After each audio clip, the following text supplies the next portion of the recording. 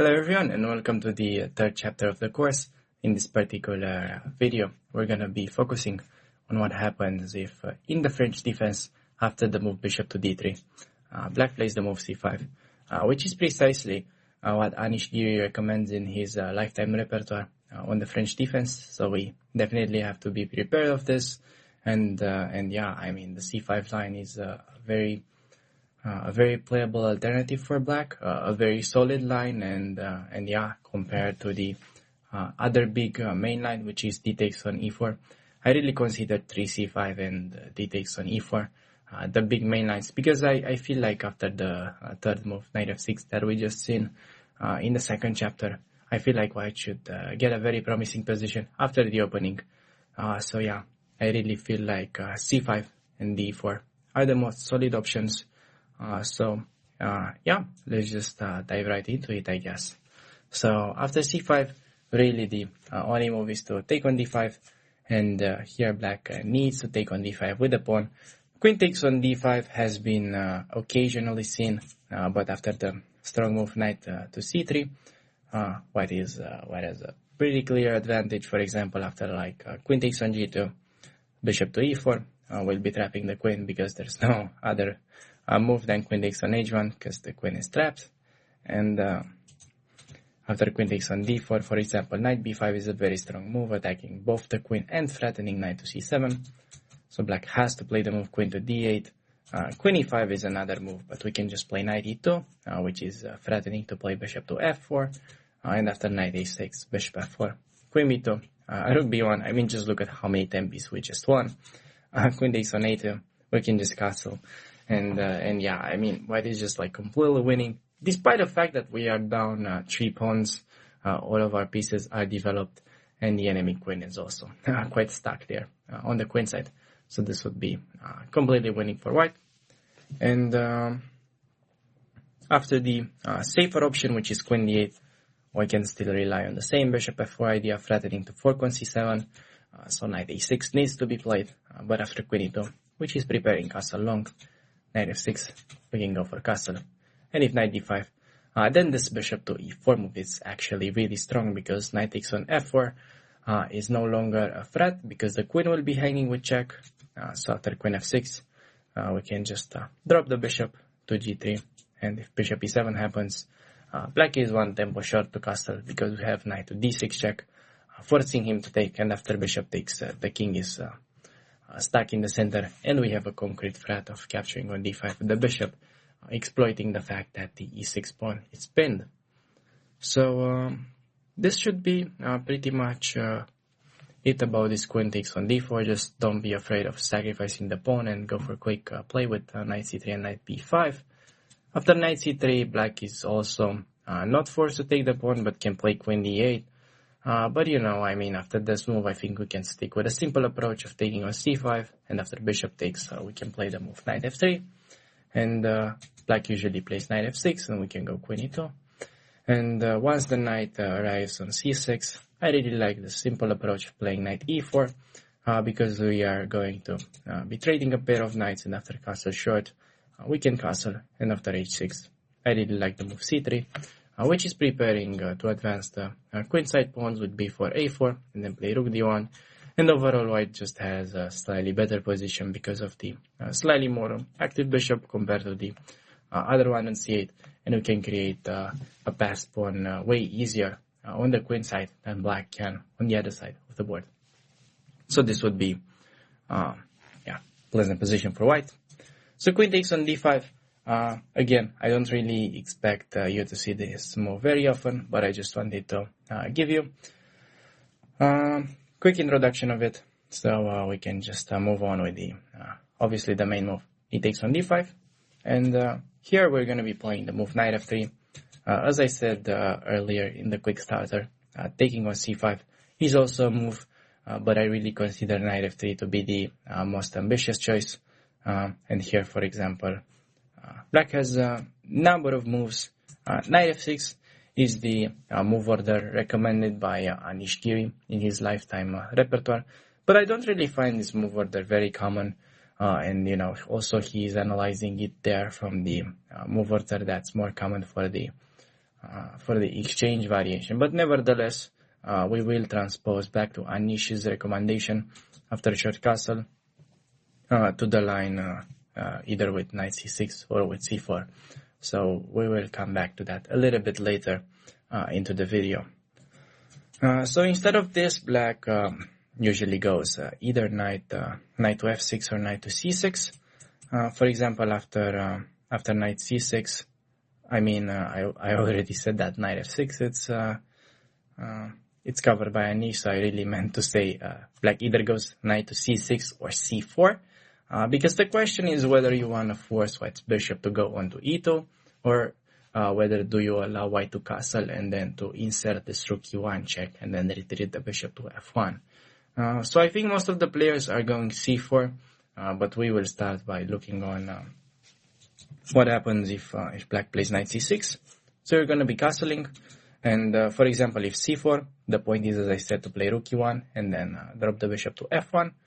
But we will start by covering first what happens if black tries to take on d4, for example. So here we can introduce this check with rook e1, and after bishop e7, we can play the move knight b2 d2. Sorry, after bishop e7, we can play the move knight b2 d2. And here, for example, if black goes bishop to g4, I really like going h3, asking the bishop where he wants to go. And after bishop to h5, I really like this b4 idea, which is basically creating a threat of pushing b5. And now, for example, if black plays knight takes on b4, bishop a3 is very strong, threatening to take the knight. And after a5, we can insert this check with bishop b5, if king f8. g4 is very strong, bishop g6. And after knight takes on d4, white is simply winning with all kinds of queen e2, and c3 ideas. A lot of pressure on this e7 bishop. Also, I like queen f3, by the way. Another very tempting option with knight e6. So instead of this, black has to go a6, trying to stop white from pushing b5. But then we can just do the same thing with a4, and after knight f6, bishop b2, castle, and now we can play b5. Notice that we really had to protect our a1 rook first before pushing b5, so that after pawn takes on b5, we can recapture with the pawn, and after taking on a1, we can take with the queen, and after knight d4, we can collect on d4 with the bishop. Knight takes on d3, c takes on d3, and we arrive at this point where we have this kind of symmetrical position, but with white having this active bishop on d4, and the threat of playing queen a7, attacking this weak pawn on b7. I really like white's position, and I think it's slightly better. So bishop g4 is met with this h3, and then interesting idea of pushing b4, so just keep that in mind. And after knight b to d2, another move is to play knight f6, but here I just like to avoid any bishop g4 ideas by pushing h3 with the idea to play knight b3 next, because the problem was once we go knight b3, then bishop d4, with the knight committed to b3, we will no longer have those b4 ideas. So I would just like to avoid it if black does not go for it right away. So after castle, we're going to be playing knight b3, preparing to recapture on d4. Now black has a few alternatives. Bishop b4 is one of them, forcing the trade of the dark squared bishops after bishop d2, queen d2, queen b6, making it, trying to make it harder for us to take on d4, because queen takes b2 is now sort of a threat. But I really like a4 now, threatening a5, and if a5, we can just take on d4, and after knight takes, taking on d4 obviously drops the queen. After this, bishop takes h7 move, and then we can collect the queen. And after knight takes on d4, black can also play bishop to d7. Notice that a4 was very useful because now queen b2 is also failing to rook eb1, so no longer queen a3 ideas. And if bishop d7, then we can just play b3, rook e8, and then I really like bishop f5, trading the bishop, and I think we have really nice pressure against the isolated pawn in the long run. So Instead of bishop b4, another move that black can go for is queen b6.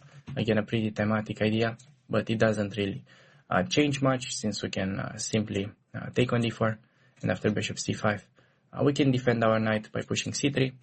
Queen takes d4 was failing to the same motive of bishop takes on h7, so bishop c5, c3, and after bishop takes c takes on d4, queen takes d4, it has the same issue. We take on h7 and then pick up the queen. So king h8, sidestepping that idea.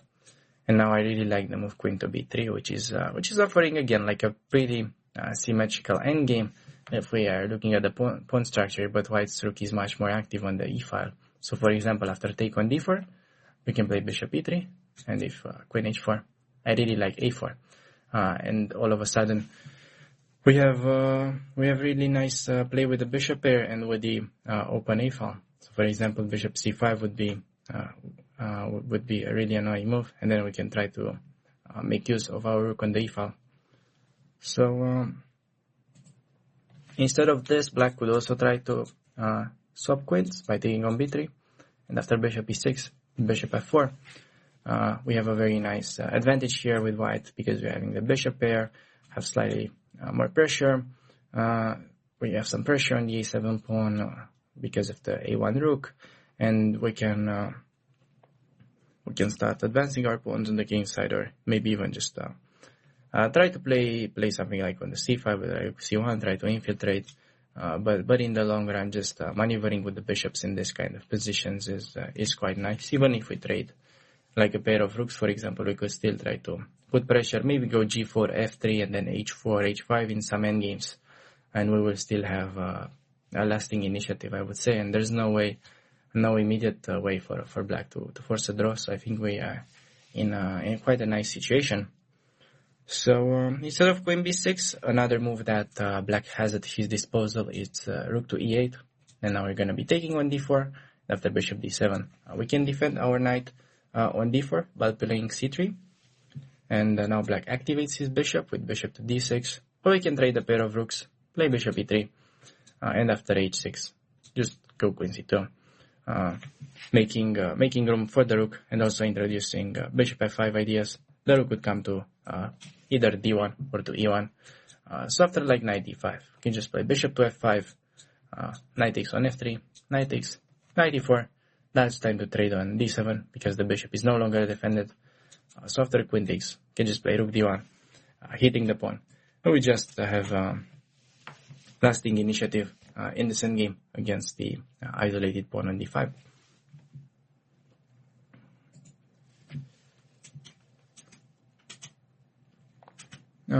So yeah, this should be pretty much it about this 6 c takes on d4 move. Black can also play knight f6, which is leading to another isolated queen's pawn position. But again, like the ideas are pretty similar to what we've seen so far. After rook e1, bishop e7, we can take on c5, and here after castle short, bishop g5 is a strong move because, as I pointed out in the quick starter, bishop g5 would not be a great move if, let's say, black would not have to play bishop takes on c5 on the next move. But this move is really made with the idea that after bishop takes on c5, now we have this really annoying pin on the knight. So the bishop is actually doing fairly well on g5.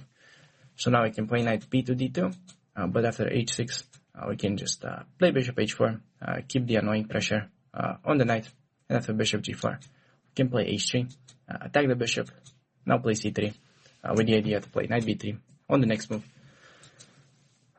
So for example, after something like queen d6, we can even start pushing our pawns with b4. And after bishop b6, there's a very nice tactical trick. We can play knight c4 with the idea that d takes on c4 would be met by bishop h7, and then we pick up the queen.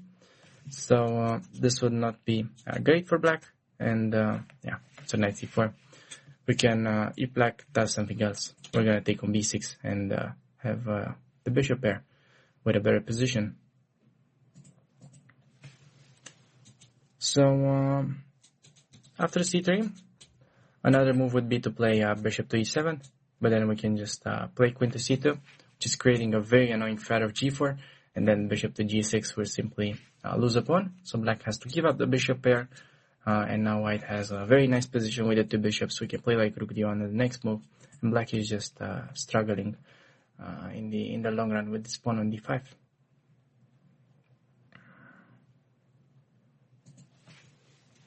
So after c3, the last move that I covered is bishop to d6, which can be met by knight f1, which is creating the same threat of g4 here, with the idea that again black is losing some material because we're threatening also some g4, and then we have also all kinds of queen c2 ideas, and it's just like very unpleasant for black to also unpin himself with a knight. So this combined with the weakness of the d5 pawn, white has already quite a considerable advantage in this position. So yeah, this should pretty much be it about knight f6. Again, like I don't really think this should be very popular. Like most of the people or the players that I faced are throwing in c4, and also like according to the theory. But you know, I mean, it's nice to have these lines just in case someone deviates and allows this isolated queen pawn positions that are quite pleasant for white in general. So after castle short, we're gonna be coming to the main line of this knight c6 move, which is c4, and now this compared to the previous c4, which black would have gone for instead of knight c6. We could play bishop e2. And try to transpose, but we actually can get an improved version by playing the move rook to e1 check. And now after bishop e7, we can retreat the bishop all the way to f1, and then we just get a little bit of an improved version compared to what we would have got if black plays the immediate c4, because in that case, let me actually just show it on the board so you understand. In this case, there is no time for castle and rook e1, so we would have to play bishop e2 immediately. So this is just like a little bit nicer if black allows us to get in this rook e1 business. But again, the positions are still quite similar. So if you don't really want to learn too much theory, I think you can play bishop e2, but really rook e1 is leading to a little bit of an improved version. So there's just I wouldn't really go for the lazy man approach here. So bishop f1, knight f6, and now the key idea to deal with the structure is to break it with b3, and black is now forced to take on b3 and open up the a file for our rook. But in case black would play b5, I really want you to remember this idea because it's played by a lot of the low-rated players, because they simply I guess white players simply fail to take advantage of. Like I had some students of my own when I was coaching them in some very similar positions. I think we actually had a little bit of a different structure from like the London opening, but they still would be struggling to break the structure with a4. And yeah, I mean, after a4, white is just completely winning. And the main issue for black is that they're unable to defend with a6 because we can just take, and then taking would not be possible because the rook is dropping. So this would only make sense if black would be in time to keep his pawns like that. But after a4, black has to make a major concession by taking on a4. And after taking on c4, white is completely winning. If black takes, we can take on c4. And we are simply going to collect this pawn on a4, and we will be up a pawn with a winning position. So this would be a very easy way to get a winning position right from the opening. If after b3 they play b5, just go a4. Again, you really need to understand and both remember this thing. So I highly advise you to use the move trainer technology so you can get more familiar with this line. And after b5, we're going to be focusing on pawn takes on b3, where we're going to be playing a takes on b3. Obviously, we never want to take with the c pawn in such scenario. So we have a b3, castle short, and now knight to e5. So usually when we have this kind of positions like this, it's either from this particular move order, it has to be with the bishop on e7 because black had to deal with this rook e1 check. But in some other cases, when black plays with a quick c4, then they get also like alternatives to place the bishop to d6. So what I would, I think I'll have to mention this when we get to that point, but I will also mention it now, so it makes it easier for you, I guess, to remember, is that when this bishop is on e7, we can play for knight e5 ideas, and when this bishop is on d6, we can play for bishop g5 ideas, and then create this annoying pin on the knight. So just keep that little idea in mind, and therefore the move is knight e5. And black has a few ways to deal with this.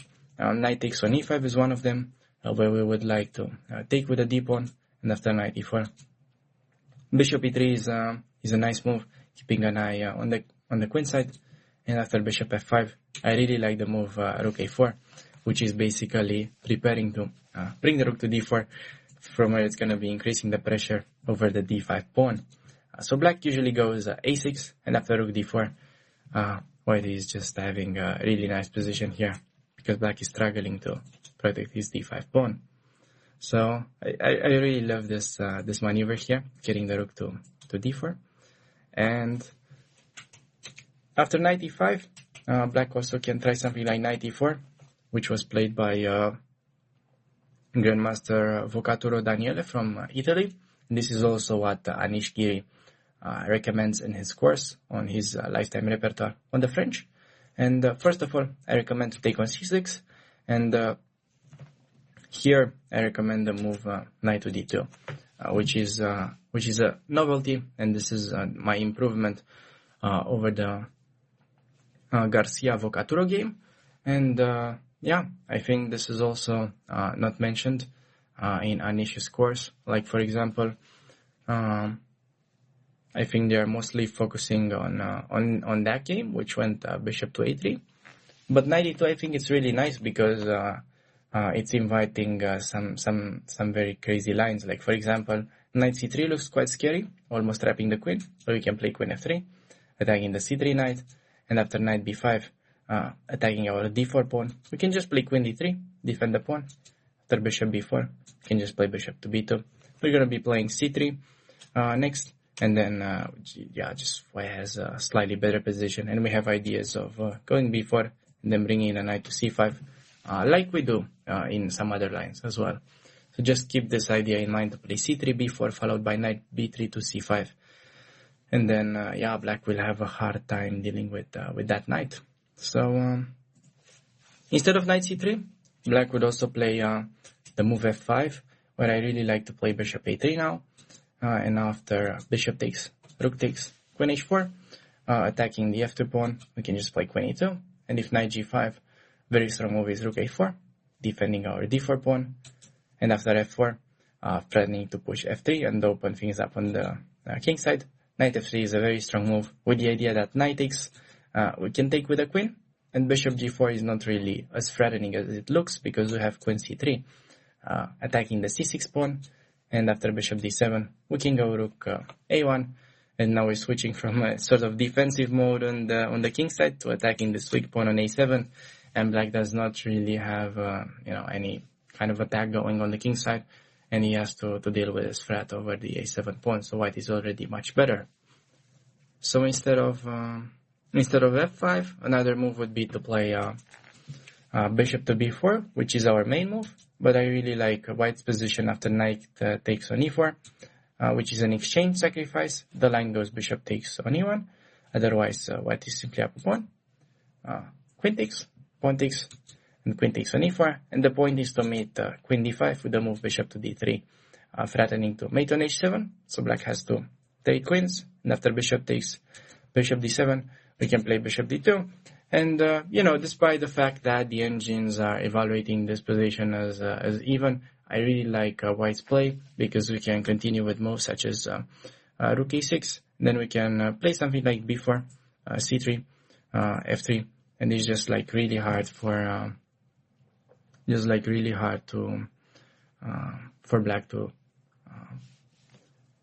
seek for any active counterplay. He's simply waiting for us. We could also activate this bishop via f4, and maybe maneuver it, try to get it to d6 and then to c5, and we're basically playing without much risks, I would say. So yeah, again, as I said, this is not really like refuting the French defense, but I think it's quite an interesting try to get a fresh position, especially keep in mind this idea that bishop b4 is met with the exchange sacrifice, and then I think you should be good to go. So yeah, I think that should cover this line regarding knight e4, and now we can move on to the other line. This is the last line that we'll cover from this particular move order with 5 knight c6 and then 6 c4. So here black can also play bishop to d6, but I like the plan of going bishop to a3, and after bishop f5 we can take on c6, and now take on d6, queen takes, and play knight c3. And now the idea is to get the knight to c5, and after something like knight a4, knight c5, white has a more pleasant position. Also keep in mind that this pawn can be slightly weak on a7, and I just feel like white has a tiny edge to play for. So with that being said, I think we just finished the theory that we had for 6 c4, and we can now move on to what is the most popular move, which is 5 c4. So going for c4 immediately, not allowing us to get the short castle and rook e1, bishop f1 version to have this sort of improved setup. But there's no problem with that, since we can just play bishop to e2. And now it's, it can look like a little bit tricky at first to remember all of this, but black has different setups. He can play for knight c6, bishop d6, knight ge7. He can play for knight f6 with bishop e7 or bishop d6. He can play for knight f6, bishop d6, and then bring knight b to d7 instead of going with it on c6. But you'll see that our play is generally pretty much the same. It doesn't really matter all that much, just that you remember some key ideas that I'll let you know in a couple of minutes. So we're gonna start with knight c6, for example, and here I like to play the move b3. You can actually start with short castle as well. There's not really any differences. We're just gonna transpose, but I have b3 here, and after pawn takes on b3, we can take with the a pawn, and black has again a choice between playing bishop d6 and then knight f6. I think mainly we're gonna go to the same thing, because knight f6 is gonna be following on the next move as well. So it's just a question whether black places his bishop on e7 or on d6. So we're gonna start with this one, where black is actually playing for bishop e7. And as I said a little bit earlier in the video, when the bishop is on e7, we are going to be playing for knight e5, and when the bishop is on d6, then we want to go for a bishop g5 setup. So knight e5 is the move, and after castle short, we're going to be playing the move knight c3. Black has two moves that I've covered. One of them is knight b4, and the other one is bishop f5. In case of knight to b4, knight a4 is a very important move, threatening to push c3 on the next move, because this knight b4 move had a threat of going bishop f5. So now after knight e4, we can push c3, and knight has to go back, but then we can trade a pair of knights, play bishop d3, bishop f5. Now bishop a3 is really nice, and after the trade of bishops, rook e8, we can take on e4. This is a very nice strategical decision. And after bishop takes knight c5, we get a very interesting position where it looks like, black has a very active bishop on e4, but this is actually like could sort of misguide a lot of people, because the bishop on e4 is actually not doing all that much, and we can just play queen e2, rook e1, and then this pawn is weak on a7, and the bishop is sort of out of play actually, because it doesn't have any targets to attack. So white is already much better in this position. So instead of this sort of strange looking knight b4, black can also play bishop f5 immediately. But now we can take on c6, and after pawn takes, we can play bishop a3. This is the key idea. This is sort of the key sequence that we go for. We trade the dark squared bishop, and then after rook takes, Here I like rook a6. Knight a4 is usually another plan, but here we would be running into knight e4, so it's not working that well. But we can start with rook a6, and white is slightly better.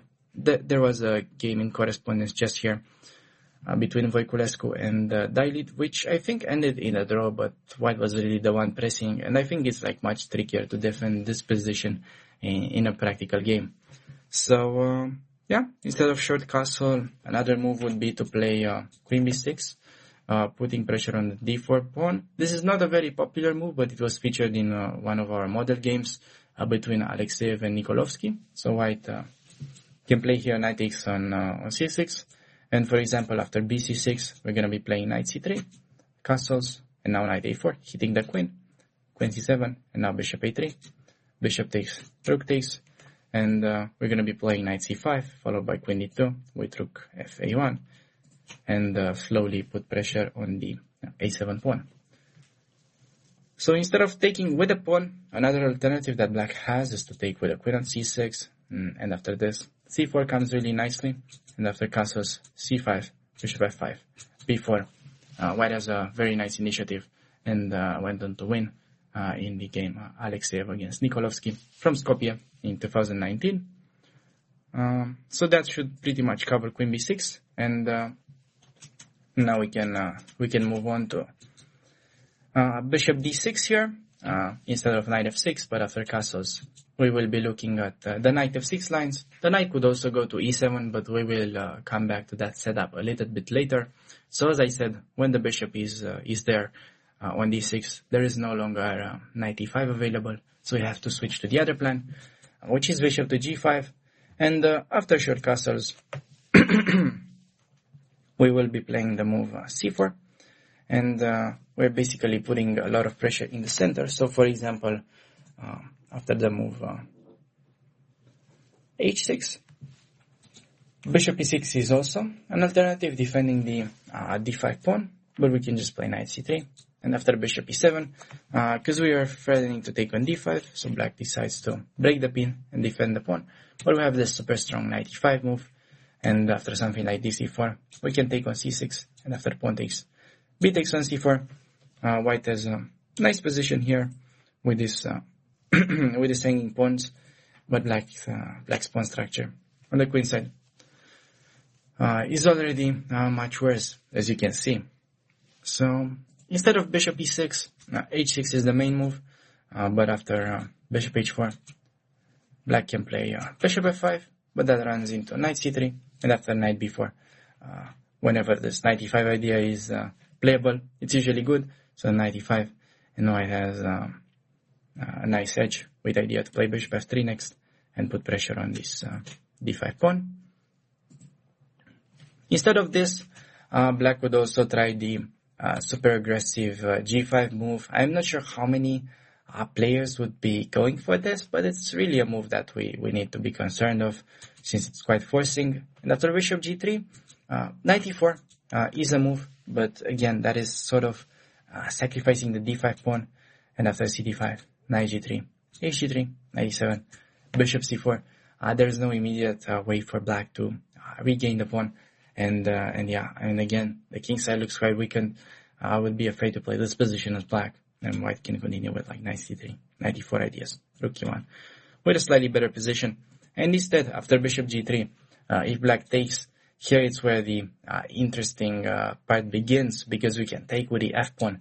And this doesn't really make like a huge difference, but I think from a practical perspective, this could be like really nice for us, because after bishop e6, knight c3, rook c8, I like the move h3, preparing to push g4, and after a6, we can just fix the king side with g4, rook e8, and rook c1.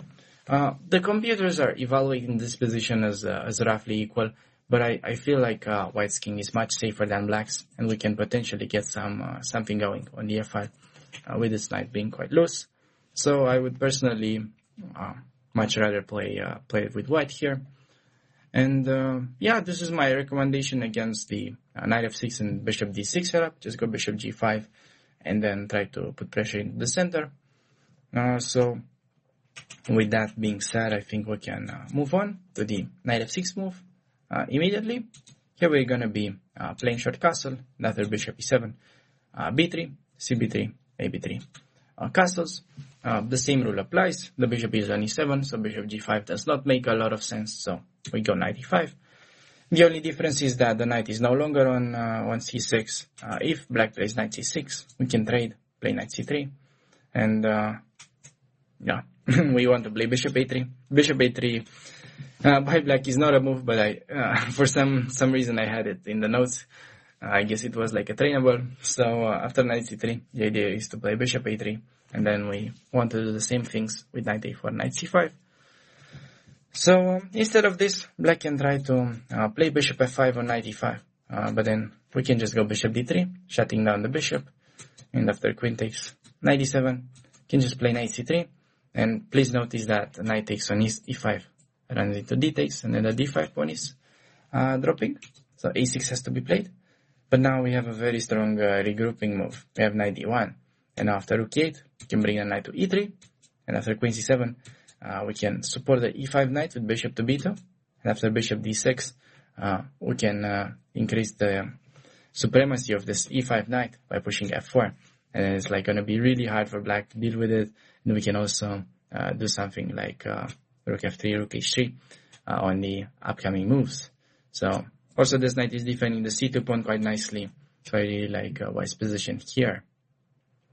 So this is pretty much it about the setup involving bishop d6, I mean knight f6, and both bishop d6 and bishop e7. So now we can move on to the lines where black plays with bishop d6, and then after castle short, black plays with knight e7. And this is like a very popular setup that black has, and for a while I've been struggling to come up with something objective against it. But then I really came across this idea after b3. This is obviously the way to start. Pawn takes b3, ab3, castles. In this position, a lot of people play c4. This is the main line. But the problem is that after knight c6, knight c3, bishop g4, Stockfish was giving a small edge for white. But if you put some moves on the board with Lila, and you also look at the results in over the board games that were actually in black's favor, turns out that black has really easy play here. I couldn't really come up with a constructive plan for white. So then I came across this very interesting idea implemented by Alexeyev Evgeny of going knight to a3, which is not going for such concrete play, and it has the main idea that knight b to c6 is met by c3. And now the main point is that we're bringing this knight to e3 via c2. So now black has two main plans that I've covered. One of them is bishop f5, which is met by knight c2. And after a6, we can play knight e3, attacking the f5 bishop. And after bishop to e4, we can just play knight e2, reinforce the threat of eliminating the bishop. So black has to sidestep by playing bishop g6. But now g3 is a really nice move, shutting down this bishop from d6.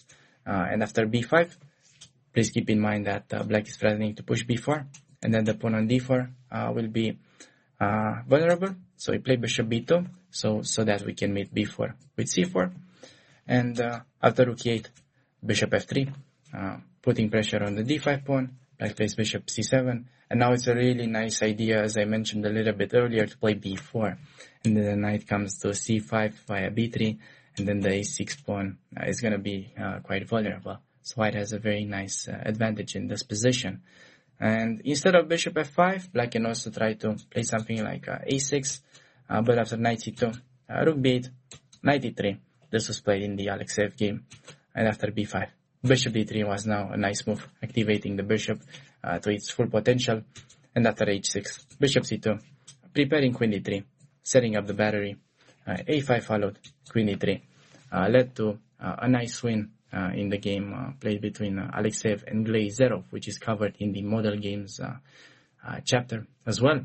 So, yeah, I think this should sum things up for this 3c5 variation. As I said, this is one of the most solid lines that black can choose to play.